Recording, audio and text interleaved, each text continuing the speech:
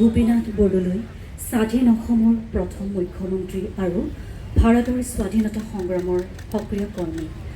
ৰাজনীতিৰ ক্ষেত্ৰত তেখেতে অহিংসা নীতিক সমৰ্থন কৰিছিল।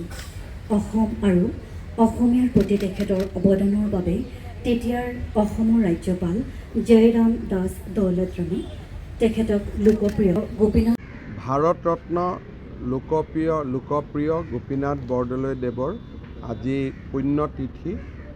এই পুণ্যতিথি পবিত্ৰ দিনটোত অসম চৰকাৰে লোককল্যাণ দিৱস হিচাপে পালন কৰে।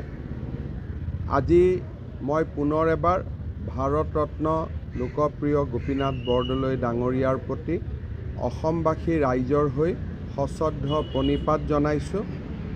আৰু লোকপ্ৰিয় গোপীনাথ বৰদলৈয়ে যি এখন সপোনৰ অসমৰ পটভূমি আমাৰ আগত থৈ গৈছিলে, সেই সপোনৰ অসমখনক বাস্তৱায়িত কৰাৰ বাবে আজিৰ দিনটোত আমি আকৌ এবাৰ সংকল্পবদ্ধ হওঁ।